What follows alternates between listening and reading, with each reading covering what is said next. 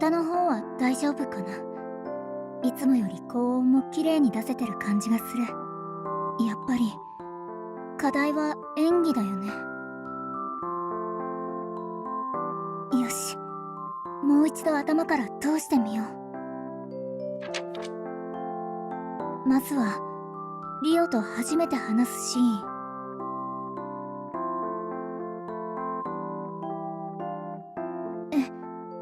えっと歌を褒めてくれてありがとう。歌うことは大好きなの。だって私にとって歌は言葉と同じだから。うん、言葉よりもっと大切なものかも。私は話すのが下手だし。やっぱりなんか違う。30周年記念公演の稽古が始まってからもう結構経つ。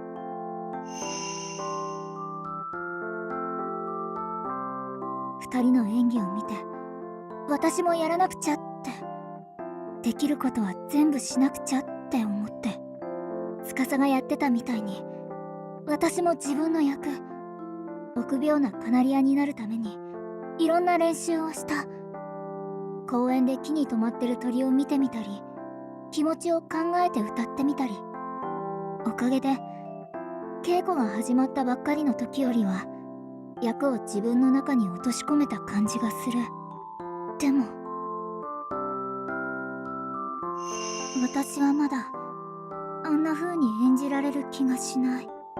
あんな風に見てる人にこの役は本当に生きてるんだって思わせられるようには。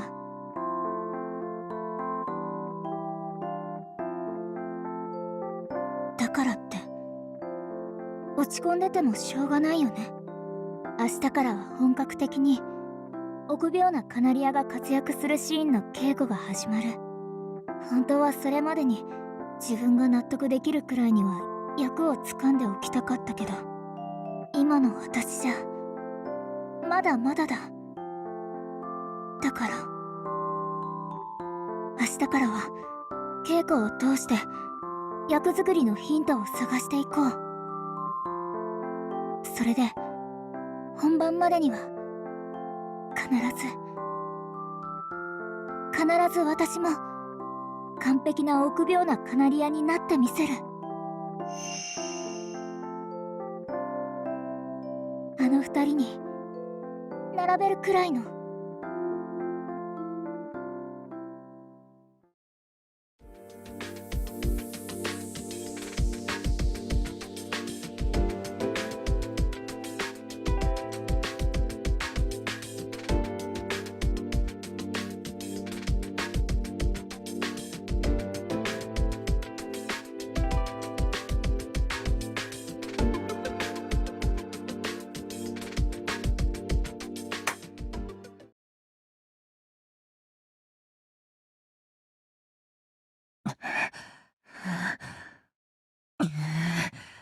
また見失った。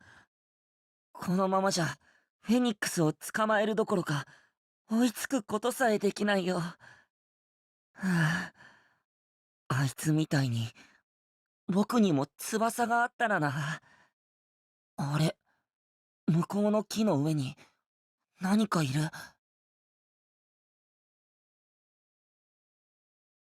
あれって。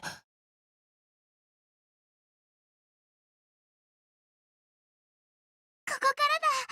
リオが初めてカナリアの歌を聴くシーン。ネネちゃん、どんな風に歌うんだろう。楽しみだな。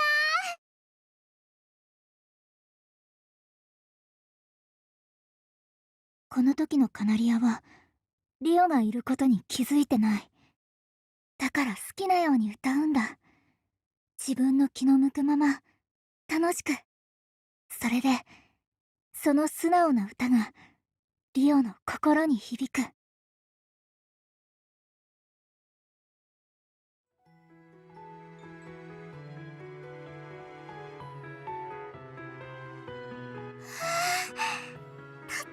も綺麗な声。本物の小鳥さんみカナリアという役にふさわしい澄んだ歌声だね。役のことを分析した甲斐があったみたいだ。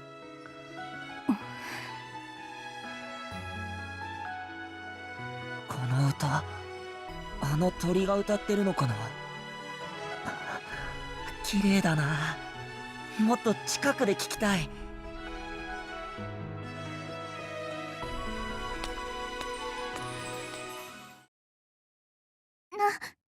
何？誰かいる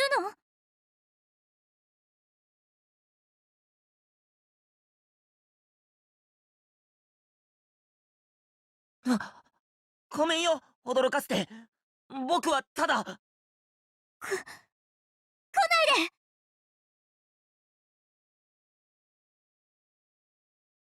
あ、ご、ごめんなさい。でも、お願い、あっちへ行って。人間は嫌いなの。私をいじめるから。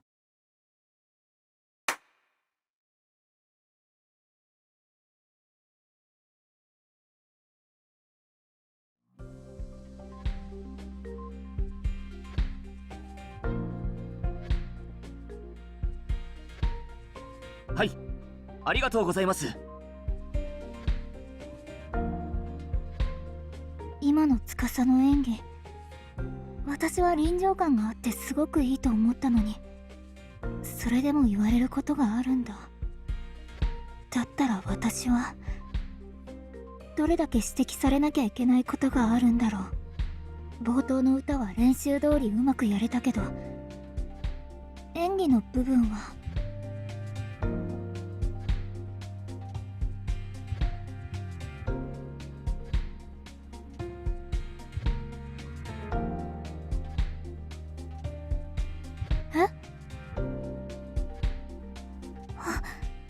本当ですか？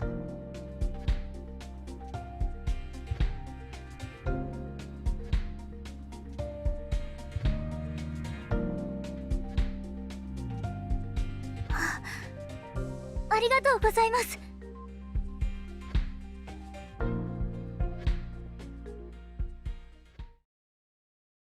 え？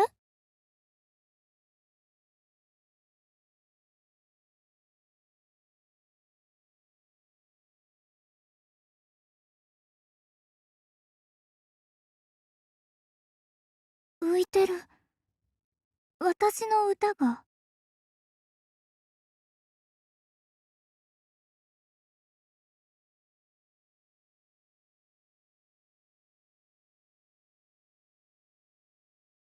あ、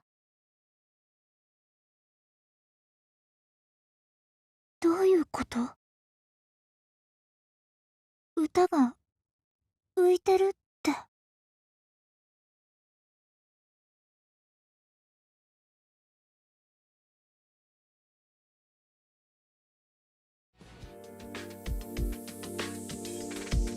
みんな、お疲れ様。午前中の稽古もワンダホイだったね。ああ、特にネネのカナリアが初登場するシーンはとても良かったな。臆病な性格が表現された繊細な演技だった。私もそう思った。演出家さんもいつもムスってしてるのに悪くないって言ってくれたし。いつも夜中まで練習していた甲斐があったね。ねね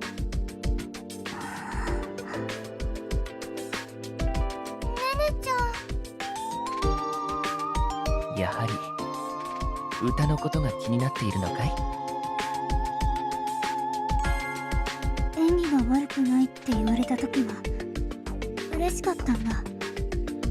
私のお芝居はまだまだで、これからもやらなきゃいけないことはたくさんあると思ってるけど、みんなにも協力してもらったりして、今日までいろんな方法でたくさん練習してきたし、少しはその成果があったって思えたけど、歌がダメだって言われたことがそれ以上にショックで。ねえねそうだよね。ねねちゃんはすごく歌上手だし、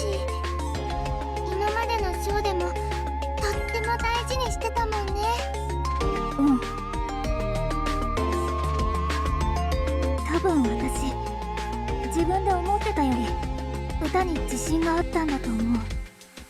だから正直演技より歌の方を指摘されるなんて思ってもみなくて。もちろん歌を練習してなかったわけじゃないよ。演技の特訓ほどしっかりやってたかって言われるとちょっと微妙だけど、それでも今回の舞台に向けていつも以上に練習してた。それなのにダメなんて。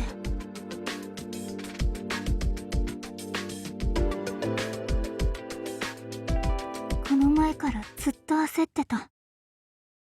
少しブランクはあるけど同い年くらいの人に比べるとステージ経験がある。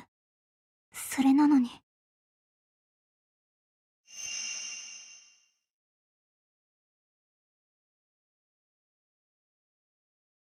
後から舞台に立った司はどんどん伸びていって、気づいた時にはもうすぐ近くに来てた。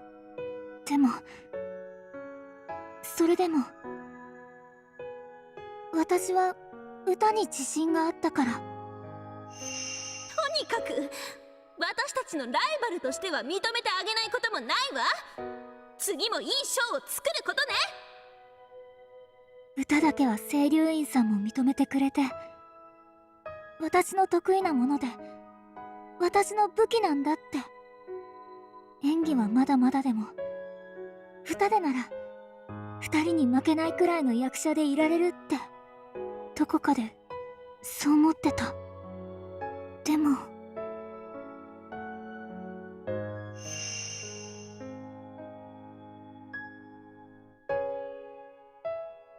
このままじゃダメだ。このままじゃカナリアになれない。それに私の夢にも。ねね、大丈夫かい？このまま中途半端にしたくない。私にとって歌は M の言ってた通りすごく大事なもので、唯一自信があるただ一つの武器なの。だから本番までになんとかしなきゃ。なんとかしてカナリアの歌声を手に入れなきゃ。ねね。私の演技力は役者として本当に平凡だ。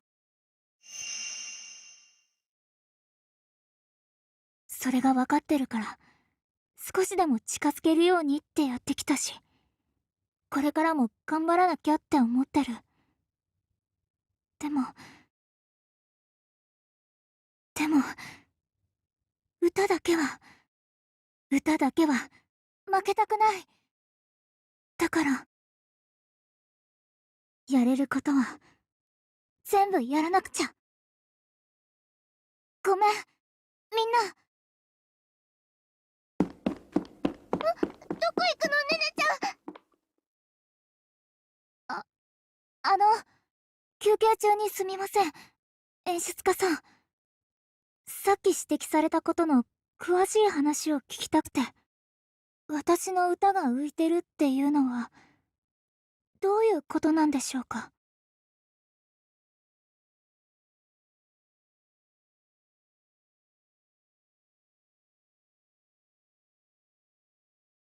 どうやら火がついたようだね。ああ、そのようだな。しかし歌について指摘をもらえたのはありがたいな。僕は歌唱についてはあまり技術的なアドバイスはできないからね。確かに俺たちは歌のことについてはねねに教わることが多かったしな。ねねちゃんが私たちの中で一番上手だもんね。うん。けれどフェニックスステージは演技だけではなく歌唱の指導にも力を入れている。きっと僕たちでやっているだけではわからない専門的な部分を教えてもらえるだろう。普段と違うメンバーでやるとこういった学びがあっていいね。今回の公演がネネの大きな成長につながるといいな。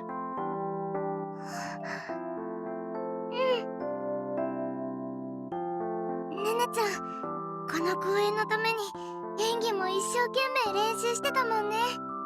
だからきっと本番までには歌もすっごく上手になってスペシャルネネちゃんになってるよね。そうだな。俺たちに助言できることは少ないかもしれんが、できることは協力しよう。そして臆病なカナリアがさらに美しい歌声を響かせるその時を楽しみにしようではないか。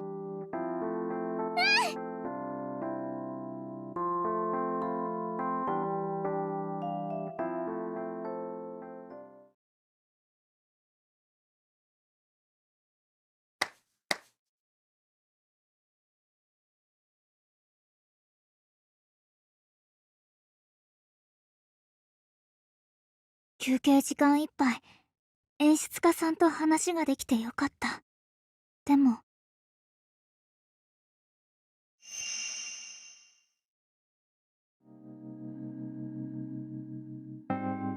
劇の全体像を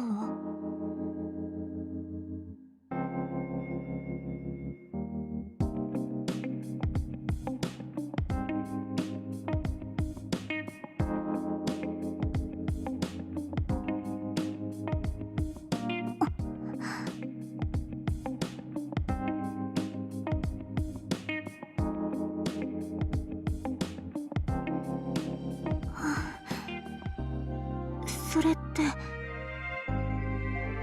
私の歌がこの劇を壊すかもしれないってことですか？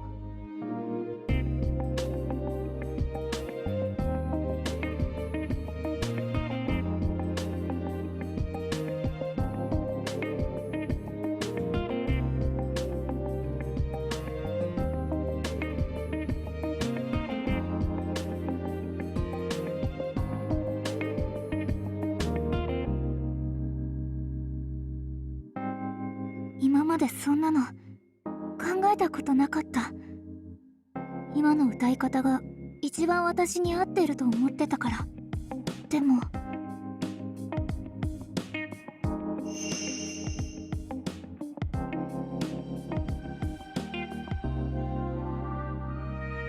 それでも私の歌い方が劇を壊しちゃうなら、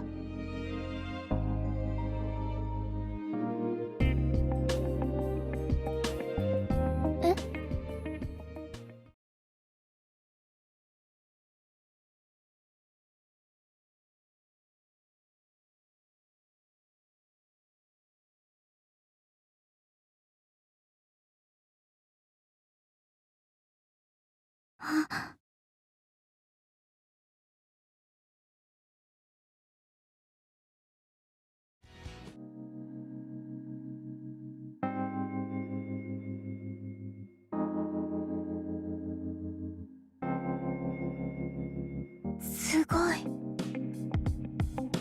森の主の大鷲らしい力強くて威厳のある声なのに踊り出したくなるような楽しさもあって、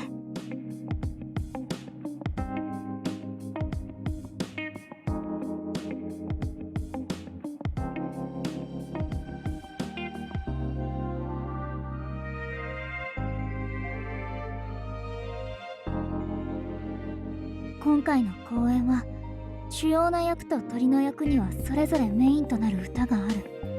演技だけじゃなくて歌唱にも力を入れてるフェニックスステージらしい脚本で、だからこそ今回の記念公演の演目にも選ばれて、お客さんもキャストの歌を期待してきてる。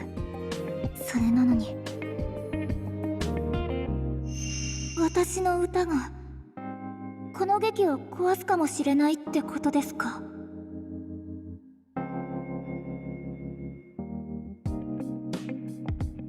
私の歌でダメにするわけにはいかない。向き合わなきゃ、向き合って勉強しなきゃ。癖を直さなきゃいけないのもそうだけど、大森さんみたいな上手い人たちの歌を聴いて、どんな小さなことでもいいから気づいて勉強して、そうやって頑張ればきっと。仕方ないわね。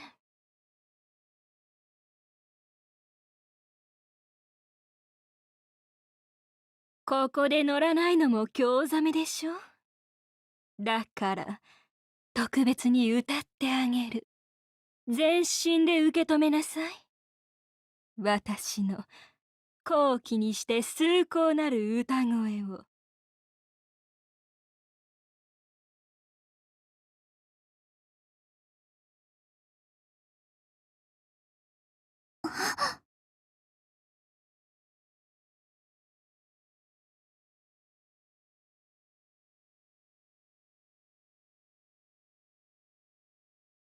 どうしてこんなに心に響く歌が歌えるんだろう。ここはフェニックスが助けてくれた大足に感化されて歌うシーンだけど、最初の登場シーンとは声色が全然違う。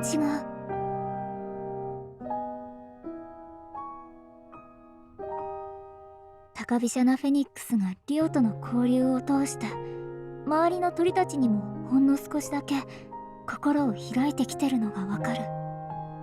すごく繊細な表現なのに、すごく自然。心にスッと入ってくる。スッと。とにかく私たちのライバルとしては認めてあげないこともないわ。次もいいショーを作ることね。あの時あんな風に言われて、私はあの清流院桜子に並べたんだなんて思ってた。でも気づいたらいつの間にか背中さえ見えなくなってて、一生懸命やってきたつもりだった。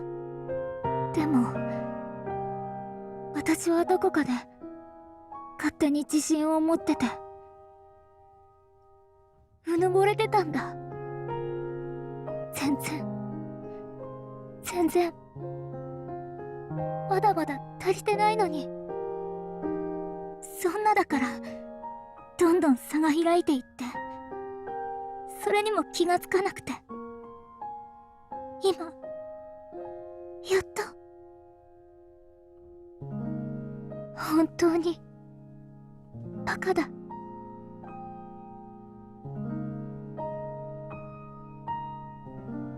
でも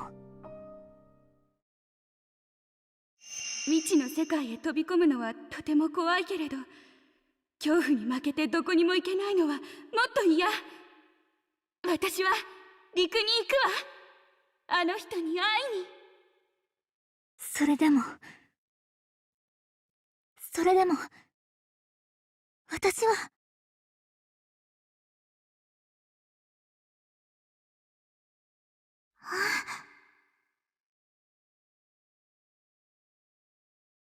諦めたくない。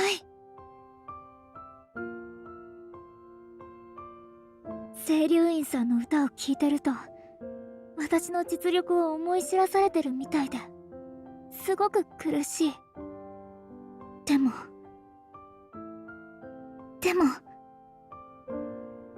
全部受け入れないときっと前に進めない。だからちゃんと聞くんだ。聞いて見て、私に足りないところを勉強させてもらわなきゃ。司だって自分に一生懸命向き合ってリオの役を勝ち取ったんだから、私も全力で向き合ってこの舞台を成功させる。みんなの実力に追いついて、絶対に臆病なカナリアをやりきってみせる。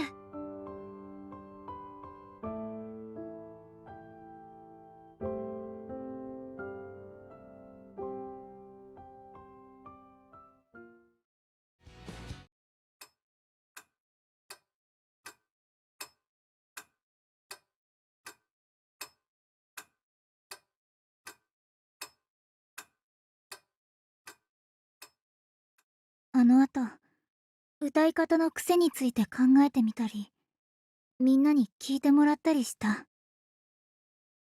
でも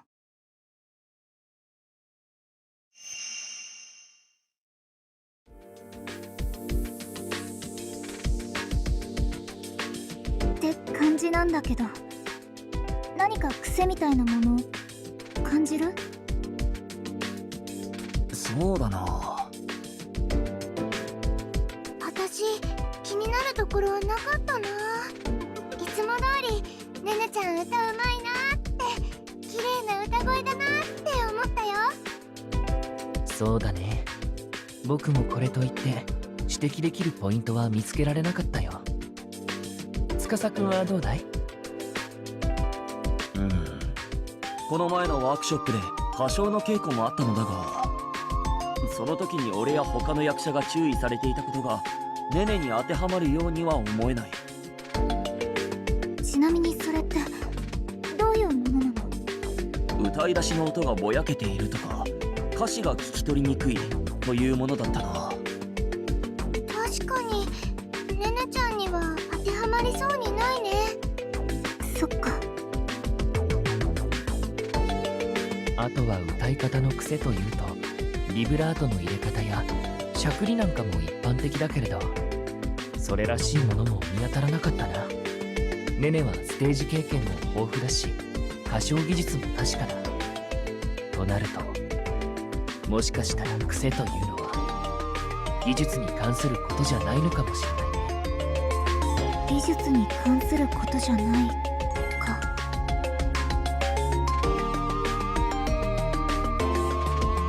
ありがとう。みんなも自分の役のことがあるのに相談に乗ってくれて。あんまり時間取ってもらうのも悪いし、あとは自分でもう少し考えてみるね。結局癖についてはわからないままだった。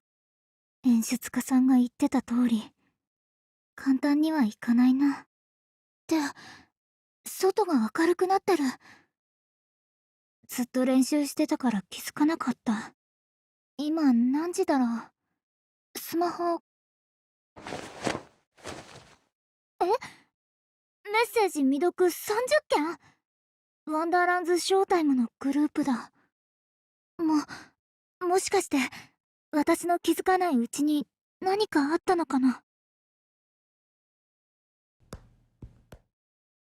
あれ？動画が来てる。ねねちゃん、こんにち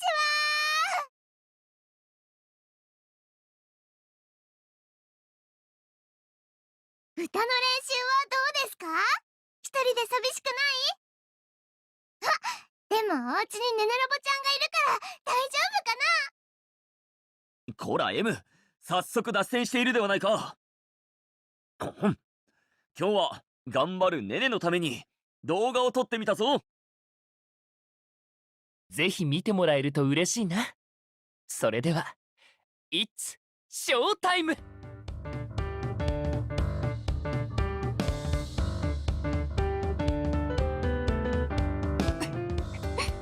何この動画。ぬいぐるみがいっぱい出てきてかわいい。やっほー、ねんねちゃ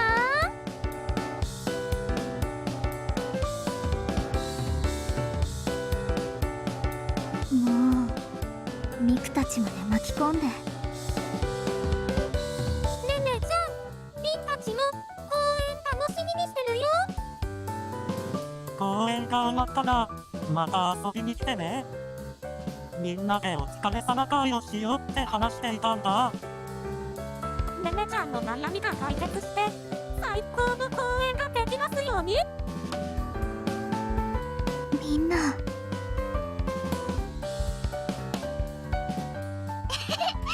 私たちみんなねねちゃんのカナリアさんの歌を聴けるの楽しみにしてるんだよ。力になれないことは心苦しいが、ネネならば必ず乗り越えられるはずだ。歌について助言できることは少ないけれど、他に力になれることがあればいつだって相談に乗るよ。じゃあ皆さんご一緒にせーの。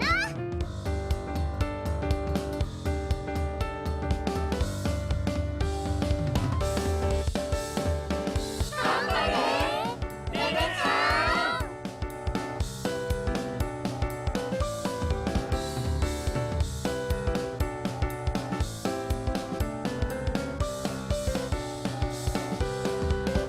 まったく突然こんなの送ってくるなんて。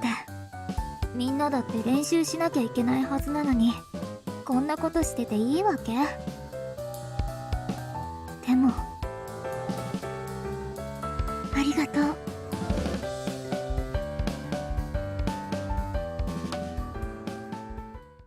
やらなくちゃ。みんなのステージを私が壊すわけにはいかない。とりあえず今はできることをやろう。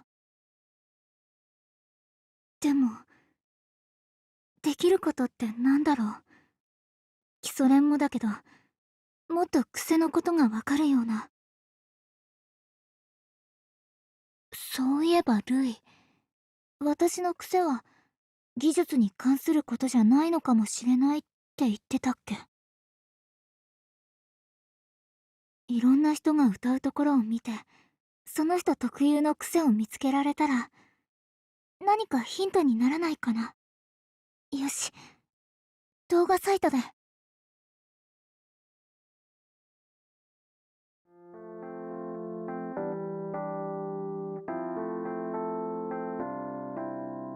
少し仮眠を取ろうと思ってたけど結局そのまま自主練の時間になっちゃったな。でも動画見てたら試してみたいこともできたし、今日はここで練習してる人もいないみたいだからやっていこう。さっき作ったリストはよし。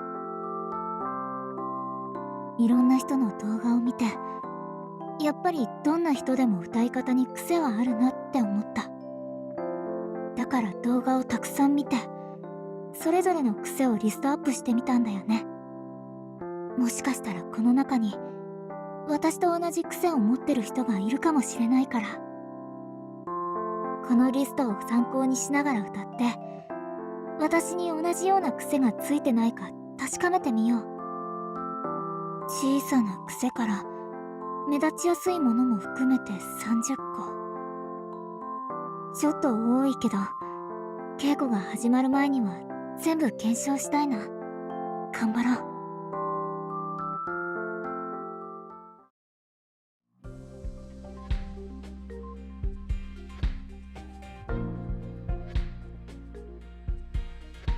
ブレスの場所が独特。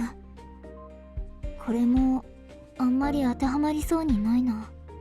歌い終わりの音が跳ねるも違う気がするし、ビブラートの振れ幅が大きいは少しある気がするけど、それが答えかって言われると微妙な感じがするし、これで25個目の検証が終わり。私がやってることって正しいのかな。もうこのリストも25番目まで終わったのにまだピンとくるものがない。もしかしたら残りの5個にあるのかもしれないけど、もしその中にもなかったら、なくてまた最初から考え直しだったらどうすればいいんだろう。もうやれることは全部やってる気がする。なのに全然解決できる気がしない。こうしてる間にも本番までの時間は迫ってて、悩んでる時間ももったいないから進み続けなきゃって思ってたけど、これが間違ってたら私は本番までにダメだ。こんなこと考えたってしょうがない。こうやってうだうだ考えてる間も時間は過ぎてって、他の人も努力してて、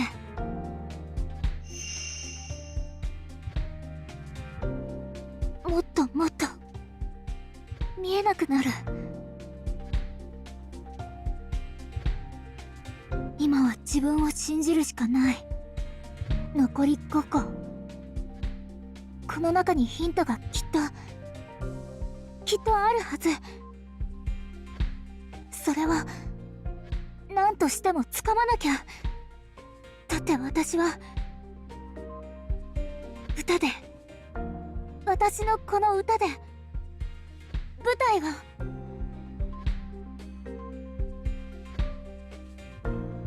そんな歌い方をしたら喉を壊してしまうわよ。え？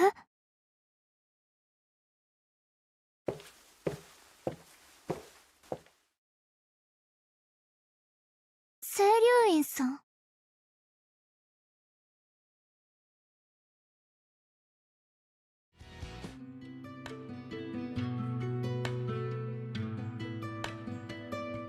清流院さん、どうして？あら、稽古の時間以外に自主練をするのがあなただけだと思って。ああ、そんなこと思ってないよ、本当に。あなたが頑張ってることは認めるけれど、公演に差し支えるようなやり方は賛成できないわね。そんなに濃いクマまで作って、もしかして寝ていないのかしら？これは別に。強がる気持ちもわかるけれど、悩んでいるのなら相談したらどう？私たちは今同じ公演をやる仲間なのだから。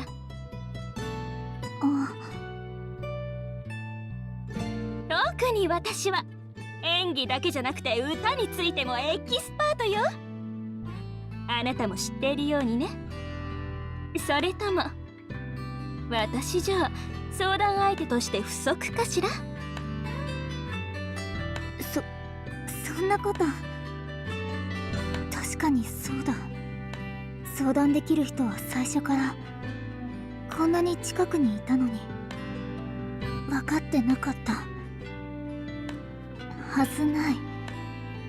だってそれが一番近道なんだから。でも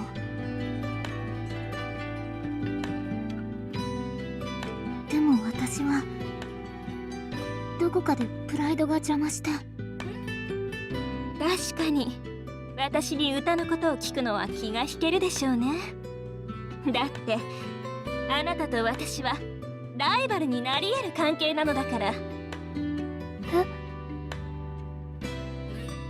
まだライバルだって認めてもらえるの？あら、認めるとは言ってないわ。今も前もね。前も。とにかく私たちのライバルとしては認めてあげないこともないわ。次もいいショーを作ることね。そっか。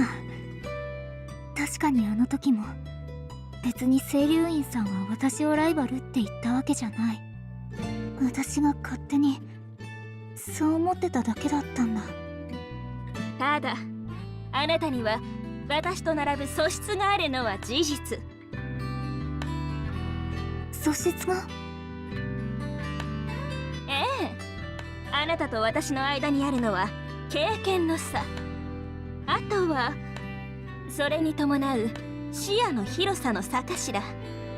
だからその距離さえ埋まってしまえば、あなたは本当にこの私と肩を並べることができると思っているわ。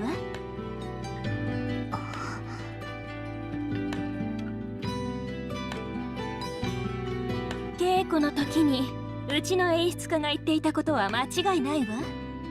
あなたの歌は私たちの劇から浮いている。そしてそれは癖がついてしまっているせいね。そう、子供の頃からステージに立っている人特有の癖だわ。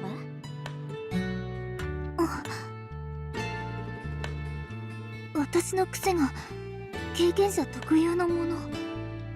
ステージ経験があるのは私の強みだと思ってたのに、どうして。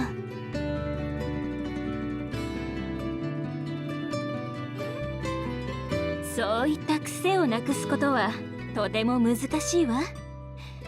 矯正までにはどうしても時間がかかるでしょうね。私からアドバイスをすることもできるけれど、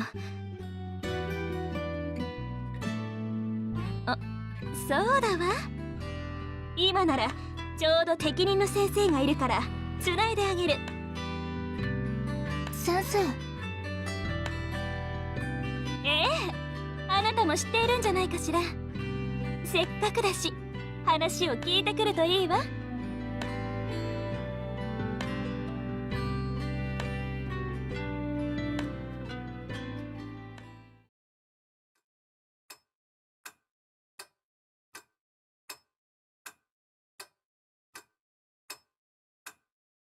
約束の時間まであと10分。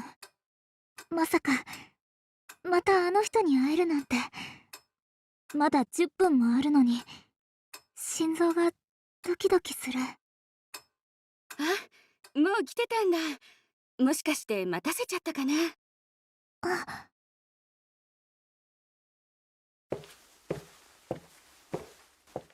久しぶりだね、ねねちゃん。元気にしてた？お久しぶりです。すみません、今日はわざわざ来ていただいて。いいのいいの。私もこっちに戻ってきてちょっと暇してたから。あ、飲み物を先に頼んじゃおうか。実はここ私の友達の店なんだ。苦手じゃなかったらココアがおすすめだけど、どうする？あ、じゃあそれでお願いします。オッケー。マスター、ココア2つ。私のはいつも通りミルクたっぷりでね。風祭りさん、元気そう。それに少し話しただけなのに私のことも覚えててくれて嬉しいな。あ、そういえばどうして日本に？確か今はアメリカにお住まいでしたよね。ああ、友達にこっちで公演をやるから見に来てくれって言われて帰ってきてたんだ。天海誠一、ねねちゃんなら知ってるかな？あ、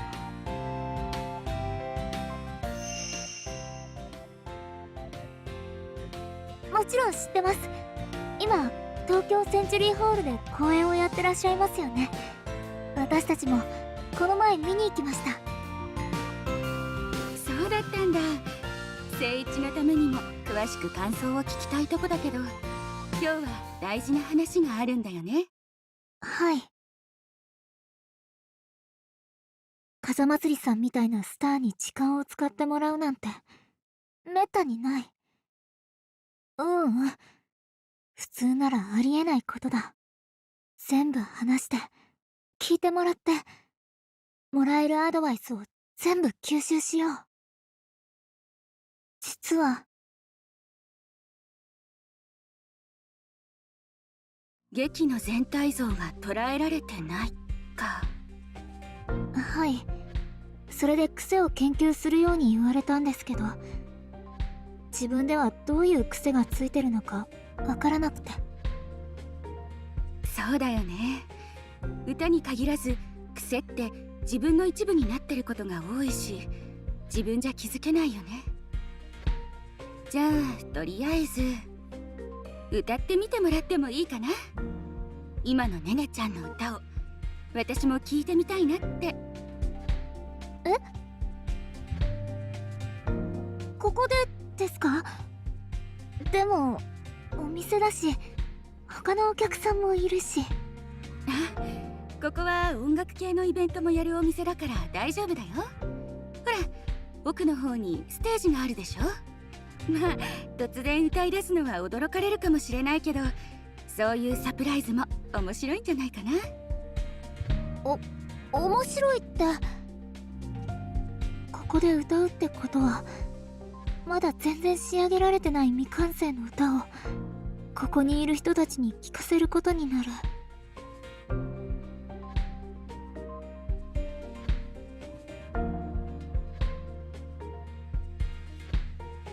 ダメだ。そんなことを怖がってたらダメだ。できることは何だってやるつもりで来たんだ。だから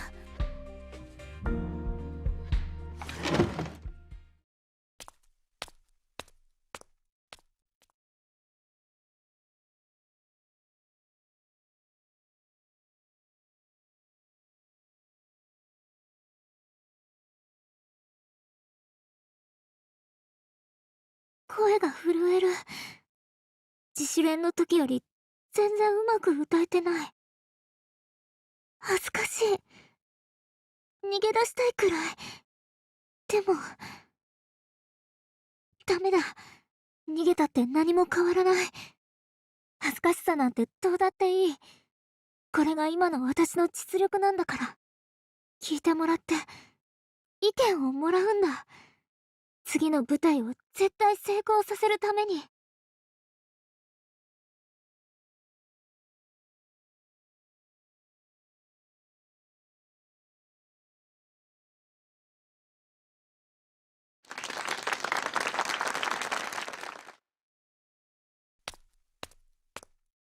お疲れ様、ねねちゃん。聞いてくださってありがとうございます。それでどうでしたか？そうだね。まずは世界で活躍してる風祭りさんから見たら、フェニックスステージのみんなに遅れを取ってる私の歌なんて聞くに耐えないものだと思う。でもどんなことを言われたっていい。それが今の私のありのままだから。全部受け止めて自分で考えて、もっと先に進んで。すごく上手になったと思った。え？前にショーを見せてもらった時は、テクニック的な部分より情熱を感じてすごくいいって思ったんだ。でも今聞いた歌からは、情熱もテクニックも両方感じられたよ。すごく成長した。たくさん努力したんだね。はあ、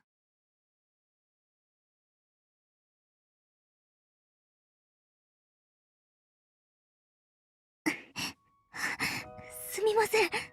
私ダメだ。私はまだ努力が全然足りない。もっと頑張らなくちゃいけない。だから嬉しいなんて思ってる場合じゃないのに。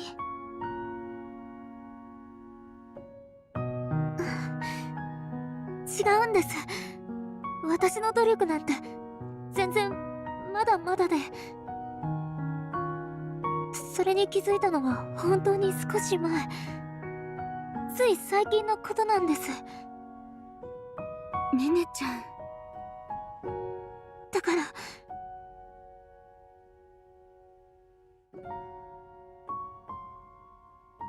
どんな小さなことでもいいんです。アドバイスをもらえませんか？このまま次の公演を中途半端なものにしてしまったら、私は私を許せない。だからお願いします。私は世界で歌うミュージカル俳優になりたいんです。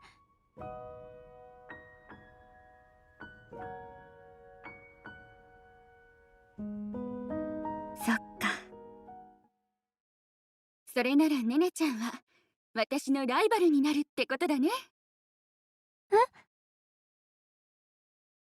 そういうことなら助けるのは今回だけだよ。私がこっちに滞在してる間に教えられるもの全部ねねちゃんに叩き込んであげる。はあ、ありがとうございます。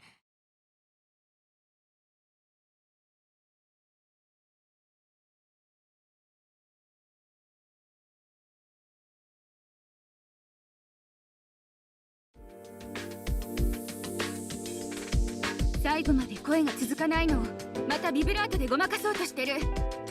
最初から最後まで同じ声量で出し切ることを意識して。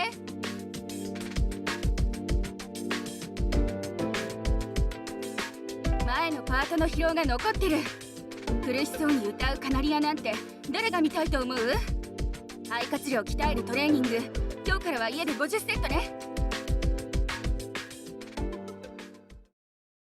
あれからずっと練習に付き合ってもらっているけど、風祭りさんは思ったよりもすごく厳しい人だった。でも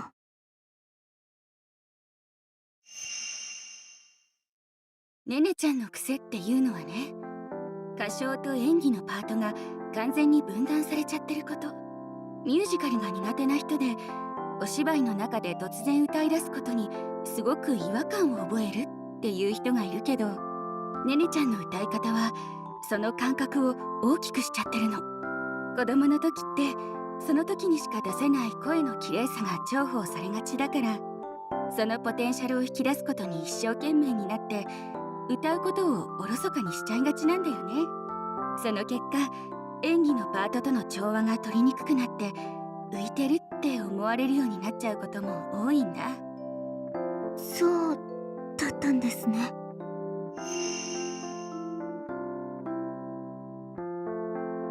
演出家さんが言ってたのはそういうことだったんだ。まあそれに関しては最初こそ大変だと思うけど、コツさえつかめれば大きな問題じゃないよ。でもねねちゃんの歌には他にも課題がたくさんある。そうですよね。でもね、それって伸びしろしかないってことだよ。え？言ったでしょ、私の持ってるもの全部叩き込んであげるって。この短期間で直せるとこ全部直してみんなのことびっくりさせちゃおう。やるんだ。私のダメなとこ全部教えてもらって、それを直す方法を精一杯全部吸収しなきゃ。この公演を成功させるために。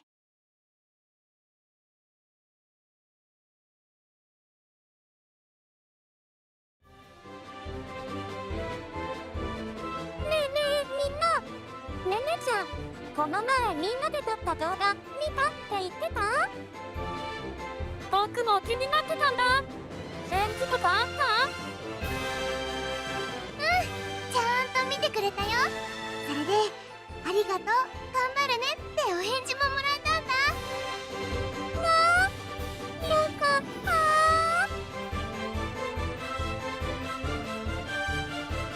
た。喜んでもらえたようで何よりだったな。これも動画を撮ろうと提案してくれたカイトのおかげだ。みんなが落ち込んでいたみたいだったから、僕はただ思いつきを話しただけだよ。それがしっかりねねちゃんの心に届いたのは、みんなの応援したいって思いがあったからこそじゃないかな。そうだといいな。でも最近のネネは少し前より忙しそうだね。帰りも遅いみたいだし、無理をしていないといいのだけれど。あら、そうなの？ちょっと前もクマができたりしてて心配だって言ってたのに、それより？ああ、泥だらけで稽古に来ることもあるしな。風祭りさんに教わっていると言っていたが、一体どんな練習をしているんだ。ねねちゃんに聞いても大丈夫だから心配しないでって言われちゃうんだよね。歌のことだからしょうがないかもしれないけど、あんまり力になれなくてちょんぼりだね。そうだな。力になれてないってことはないんじゃないかな。どういうことだ。僕はなんとなくねねちゃんの気持ちがわかるような気がするんだ。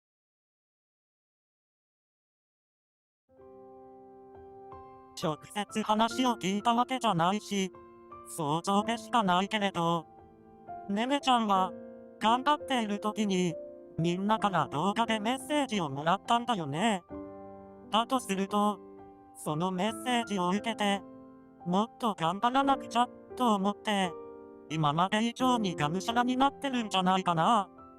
応援には、そういう力があると思うから。確かに周りの人からすると、無理をしているように映って不安かもしれないけど、きっとねねちゃん自身は、みんなの応援にできるだけ応えたいって必死なんだと思う。カイトさん、だからみんなは、そんなねねちゃんの成果を楽しみに待ってあげていればいいんじゃないかな。確かにそうだね。ミクもちゃんとわかったよ。私もすまん。ねねちゃんの鏡屋さん楽しみにしてるわ。あ、ちょっとルーカ、ここで寝ちゃダメっていつも言って。あれ、みんなのスマホがピロピロってしてるよ。お、まさか。ねねちゃんからのメッセージかな。どうやらそのようだね。ミンにも見せて見せて。あ、ちょっと押すなよ。みんなずっと心配かけちゃっててごめん。でももう大丈夫。本番一緒に頑張ろうね。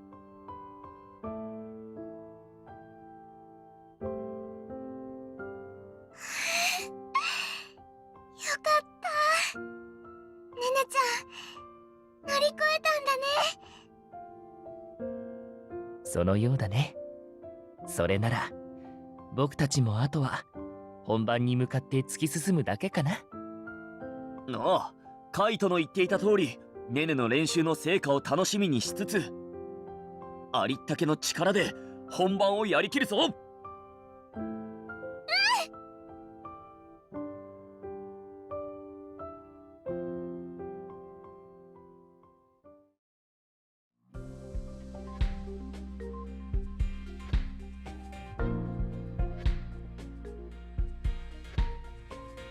ついにこの日がやってきたか。そうだね。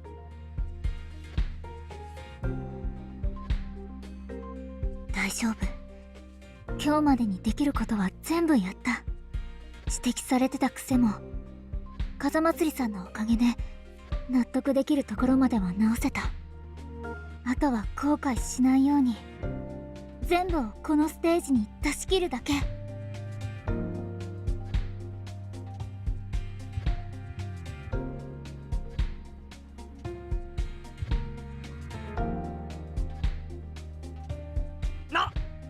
なんだとなぜ天海さんがこの舞台を見に。風祭りさんと天海さんは昔からの知り合いで友達なんだって。だから招待したら一緒に来てくれたみたい。そういうことはもっと早く言え。あ、ごめん。私も自分のことに精一杯で。もともと手を抜くつもりはなかったけれど、より一層緊張感のあるステージになったね。ねねちゃんと司くんの憧れの人が見に来てくれてるんだもんね。ならやっぱり今までで一番ワンダホイなステージにしなきゃね。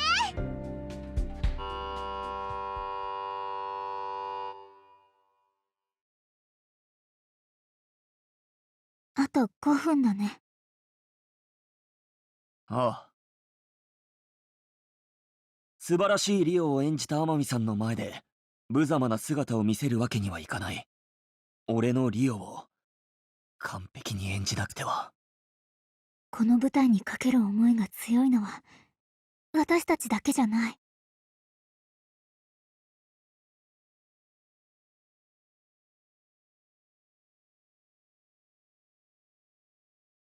この場にいる全員でお客さんに最高のステージを届ける。完璧なカナリアを演じきって。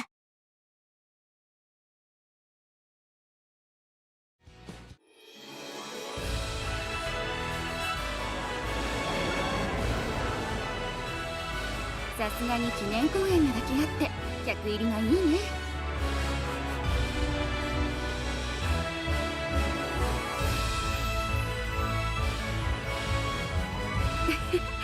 そういう妙に縁のある作品ってあるよね。でも役者にとってはプレッシャーじゃない？まさかあの天海誠一が見に来てるなんて。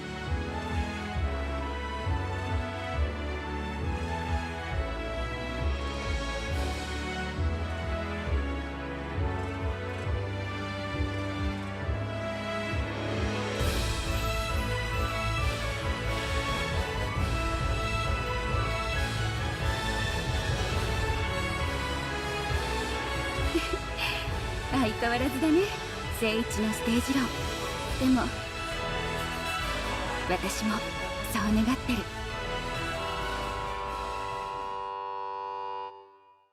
頑張ってねねちゃん。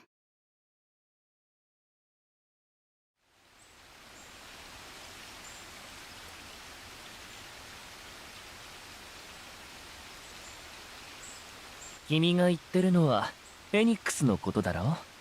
バカだな。彼女は見た目は麗しくても心は氷のようだよ。そういえばツバメくんってこの森に来てまだ2日。あれ？ 1 週間だったっけ？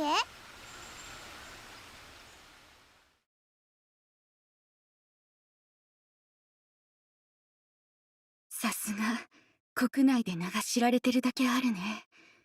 早くの人たちでさえこの演技力と歌唱力。でもこの公演の目玉はあんなところに見慣れない生き物がいるわね。小さくて頼りなくて、なんて汚い。あれは人間ね。それも子供。本当に大嫌いだわ。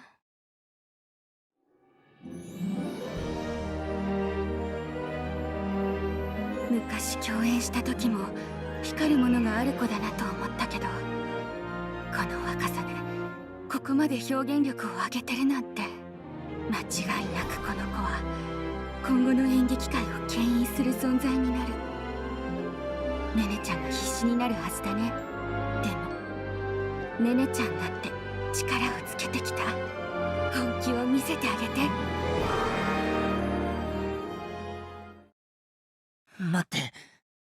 待ってよ、フェニックス。フェニックスがリオを大きく引き離し、二人が完全に別れたところで序盤は終了。こ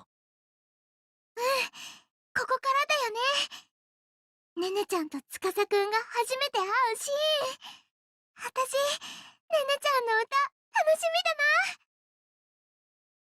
みだな。ああ、そうだね。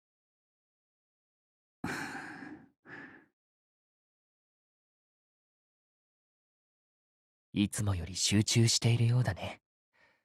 声をかけるのもためらわれる雰囲気だ。果たしてネネはこの短期間で何を得得して、それをどんな風に発揮するのか。見届けさせてもらうよ。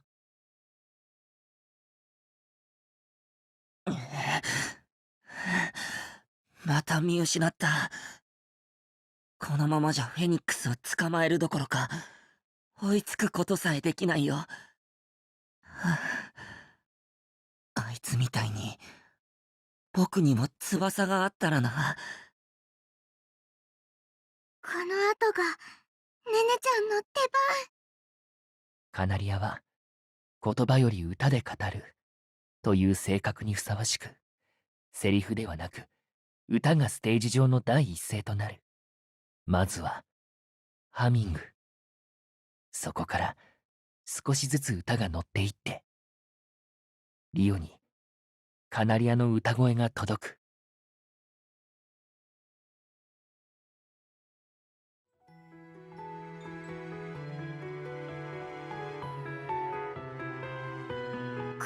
と全然違う。そうだね。声のトーンが低い。普通カナリアなどの小さな鳥を演じようとしたら、その鳴き声の性質から高音を出そうと考えるはず。実際に最初の立ち稽古の時はネネもそれを意識して歌っていたようだった。しかし今はトーンを落としている。スタミナを重視したのか。でもあの音域ならネネは歌い切ることができるはず。この歌、あの鳥が歌ってるのかな。綺麗だな。もっと近くで聞きたい。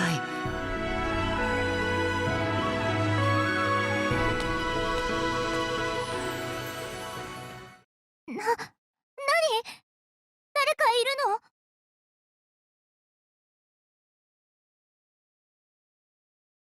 これはなんでだろう。今、歌とセリフがスルーって入ってきた。そうだね。立ち稽古で演出家が浮いてると指摘したのは、歌とセリフが完全に分かれてしまっていたことだったんだ。それに対してネネは小鳥らしい高音を出そうとするのをやめて地声に歌声を寄せた。それは勇気のいる選択だったと思うけれど、結果的にらしくあろうとしている時よりも自然で、演技と歌声の間にムラがない、まさにカナリア役らしく話すように歌っていると感じられる。私、このカナリアさん好きだな。本当に楽しそうにキラキラキラって歌ってて、これがネネちゃんの臆病なカナリアなんだ。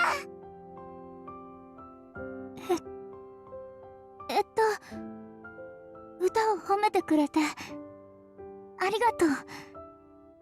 歌うことは大好きなの。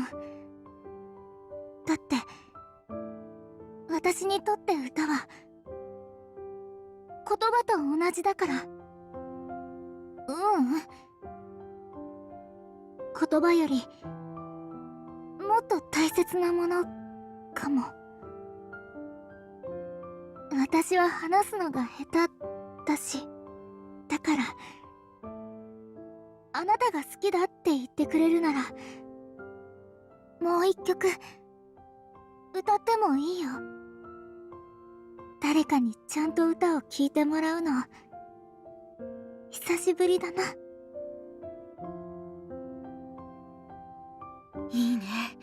特訓の成果出し切れてる。この調子ならきっとあのシーンも。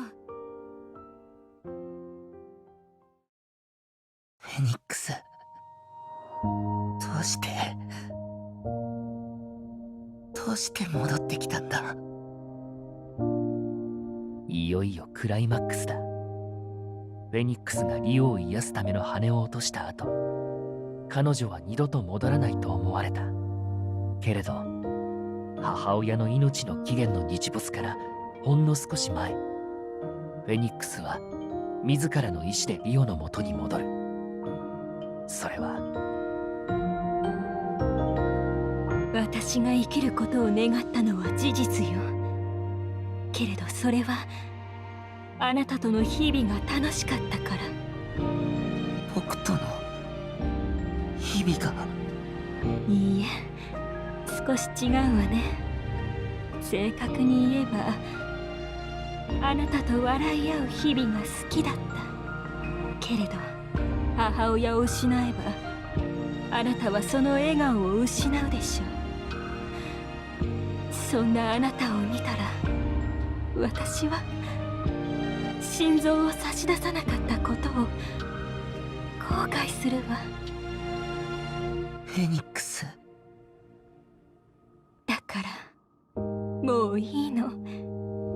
あなたの笑顔が失われたらまた生きている意味はなくなる。さあ、私の心臓はここよ。このナイフで一思いに貫いて。も僕はあなたって本当に臆病で弱いところは変わらないのね。でも最後だから一言だけ言っておくわ。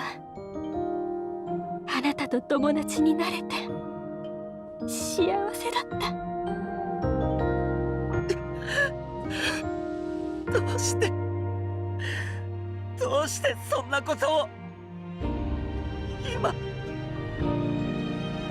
僕はどうしたらいいんだよ。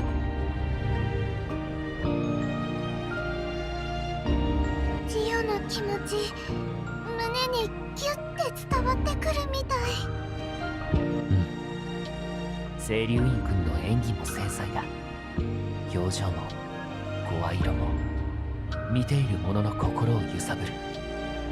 やはりうまいな。この二人はなるべくして主役になっている。しかしこの後二人に割って入る存在がいる。ここが重要局面だ。この抜群の表現力を持つ二人の前で説得力のある演技が求められる。さあどう演じる？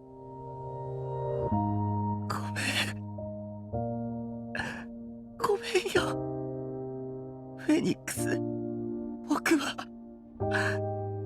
母さんのために。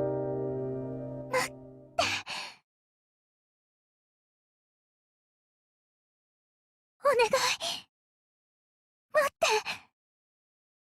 て二人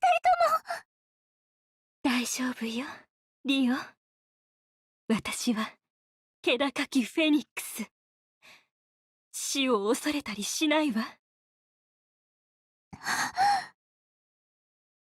言わなくちゃいけないのに。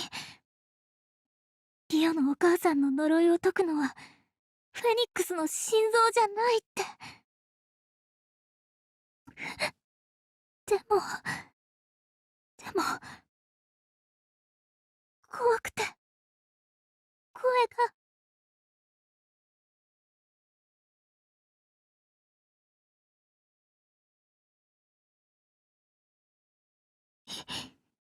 言ったら私も殺されちゃう。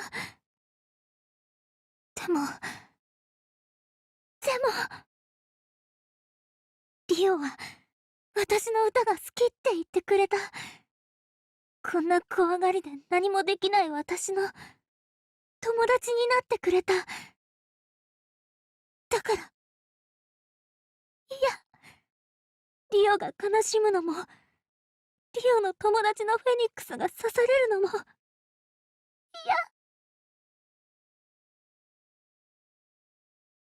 止めなくちゃ。私は私を許せなくなる。言葉では無理、届かない。でも私には歌がある。この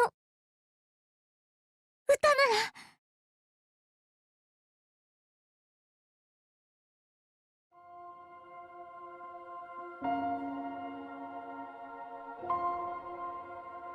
ねねちゃん。喉の奥から絞り出したような声。必死さが歌に乗っていて一瞬で心をつかまれた。こんな歌い方ができたなんて。超えてきた特訓の時の限界を。怖いね若さって。この歌は聞こえるわ。カナリアの声ね。何かを伝えようとしてる。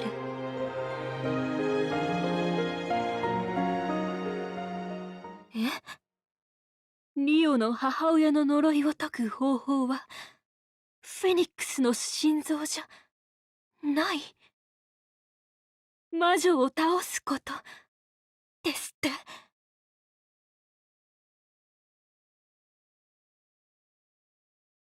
そうか。じゃあ、僕はずっと魔女に騙されてたんだ。リオ。でも、それなら僕は、フェニックスを刺さなくてもいいんだね。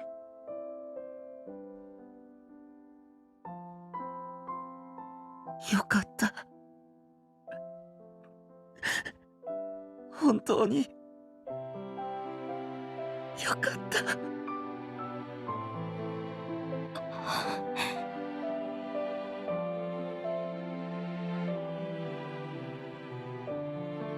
まったく、何をメソメソしているの。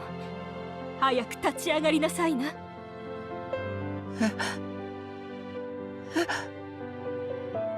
期限の日没までもう時間がない。それまでに魔女を倒さなくちゃ。あなたについていくわ。とても厄介な相手だけれど、一緒に戦えば勝てない敵じゃないはずよ。私たちは友達だから。お客さんたちの意識が舞台に集中しているのがわかる。フェニックスとリオの和解を心から喜んで安心してることも、ここまで没入感を高められるのはもちろんあの二人の技量があってこそだけど。よかった。私の歌が届いて本当によかった。最高の公演になったね。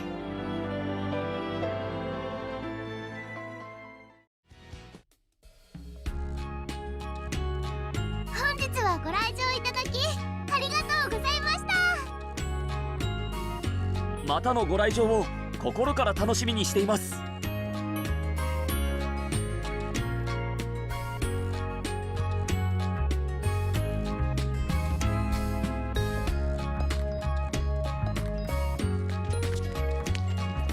お客さんにも好評なようでよかったね。みんなの演技もすごかったし、本当にいい公演になったって思う。私も全力を出し切れた。本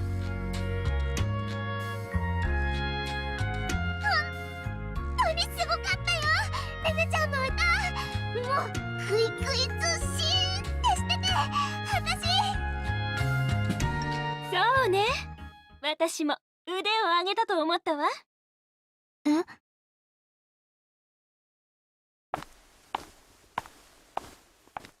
お疲れ様。いい公演になったわね。清流院さん。あなたの歌唱も演技も最初の時とは見違えるようだったわ。まさかこの短期間でここまで仕上げてくるとはね。清流院さんが風祭りさんに連絡を取ってくれたおかげだよ。それがなかったらここまでできなかったから。そう、それは紹介した甲斐があったわ。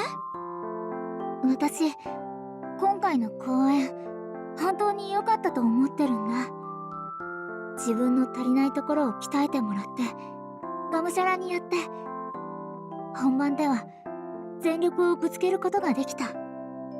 もちろん清流院さんにはかなわなかったけど、それでも一生懸命やってよかったって思ったんだ。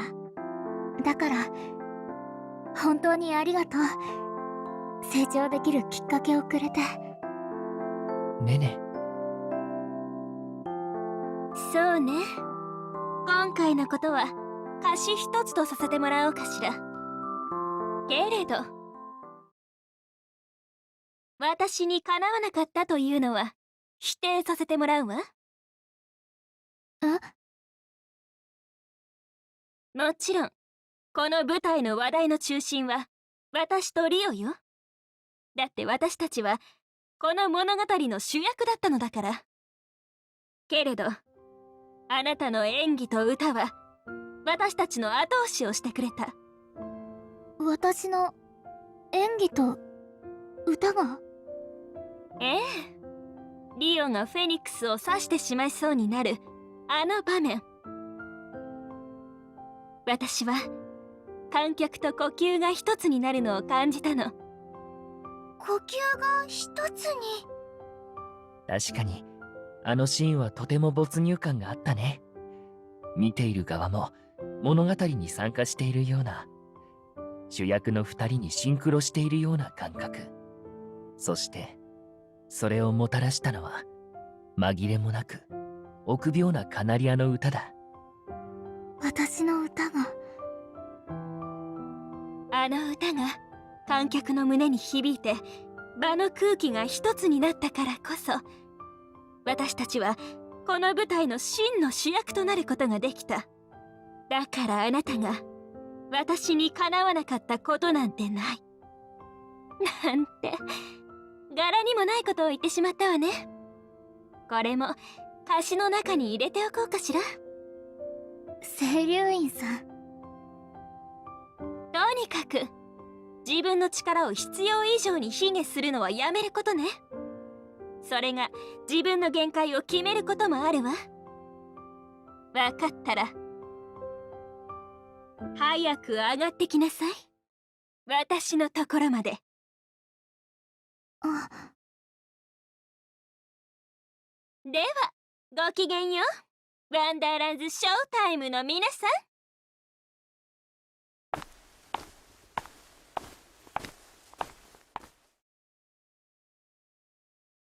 よかったではないかねね。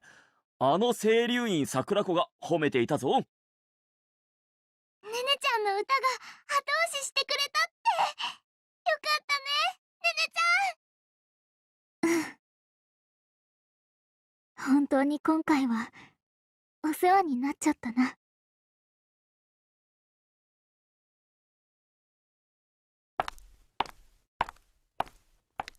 あれ、桜子ちゃん行っちゃったの？ちょっと挨拶しようと思ってたのに。風祭りさん。はっ、風祭りさんがいらっしゃるということは、もしかして天海さんもお近くにいらっしゃるということではないでしょうか。元気がいいね。すみません、うるさくて。いいんじゃない？しっかりお腹から声出てて。でもごめんね、聖一はお魚コースターの優先乗車券の時間があって走って行っちゃったんだ。そうでしたか。残念です。天海さん、お魚コースター乗ってくれるんだ。世界的な大スターがお魚コースターに。なんだか想像がつかないな。まあ聖一のことはいいんだけど、ねねちゃん、公演本当に良かったよ。特訓の成果あったね。ありがとうございます。風祭りさんが本当にたくさんのことを教えてくれたから、私自身すごく納得できる公演ができたし、自分の成長も感じることができました。よかったね。でもこれで満足はしないでしょ。私が今回ねねちゃんに教えたことはほんの一部だよ。それにこの短期間じゃそこまで深いことも伝えられなかったしね。私が長い時間かけて覚えてきたことを厳選して教えることはできたけど、それは付け焼き場でしかないと思うんだ。大切なのはこれからねねちゃん自身がいろんな人と出会ってたくさん勉強して、その経験の全てを自分の糧にすること。私の糧に？そうだから、立ち止まってたらダメだよ。前にも言ったけど、ねねちゃんには伸びしろしかない。次に会った時どれだけパワーアップしてるのか楽しみにしてるからね。風祭りさん。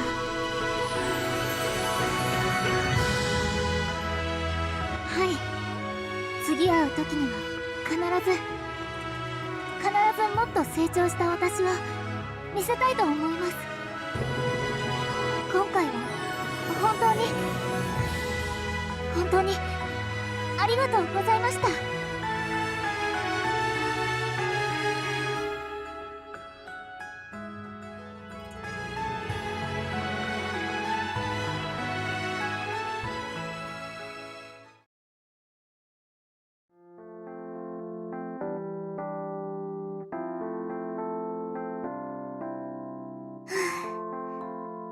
これでこの辺りは片付いたかな。司の方はどう？こっちも順調だ。このはしごを持っていったら終わりにできそうだぞ。そっか。じゃあ私も一緒に持つね。大きくて重いだろうし。お、ありがたい。感謝する。いつも思うけど、こうやって片付けしてる時が一番寂しいね。もう今回の公演は終わっちゃうんだって感じちゃって。確かにな。特に他との合同公演の時は顕著かもしれん。いずれまた同じ演目で再演があったとしても、今日と同じメンバーでやれるかわからないからな。そうだね。でも私、今回の公演でもっともっといろんな場所でいろんな人と一緒にお芝居したいって思った。風祭さんの言ってた私の経験したことが私の糧になるってこと、すごく納得できる気がして、私は今回の公演がなかったら自分の癖を知ることも知識不足を知ることも風祭さんに鍛えてもらうこともできなかったから。確かにそうかもしれないな。うん。それってすごくもったいないことだと思ったんだ。もっとたくさんのことを知って成長できるかもしれないのに、その機会を逃してたのかもって。だから私、これからは司みたいに積極的にいろんな場所に参加してみようと思う。ワークショップとか客演も、あとはいろんな世界に目を向けてみるのもいいかも。ねぬ、それでいろんなことを経験してたくさん成長して世界で歌うミュージカル俳優になるって夢を叶えたいって思うんだ。そうか。その気持ち痛いほどわかるぞ。何せ俺も世界を目指しているからな。だからこれからも同じ高みを目指す者として共に頑張っていこうではないか。頑張ろう。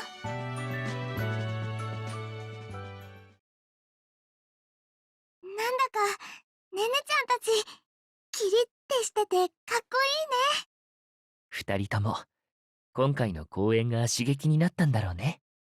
僕もネネとは付き合いが長いけれど、ステージでネネが見せた輝きは初めて見るものだったよ。そうだね。ねねちゃんの歌も司くんのお芝居も本当に素敵だったよね。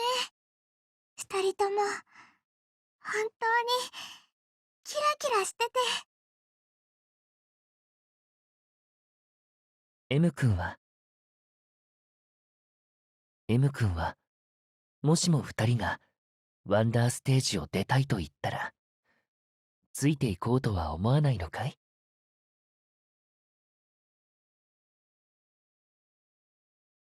思わないよ。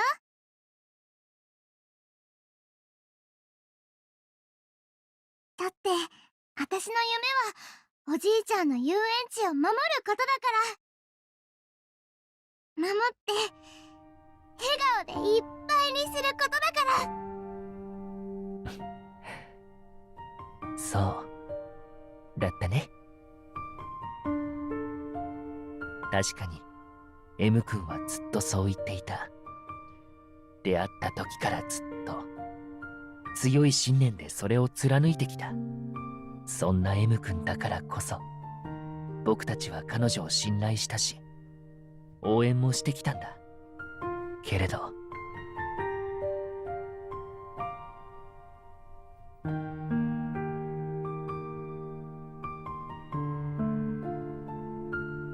M 君の夢も、みんなの夢も、一緒に叶えることができる。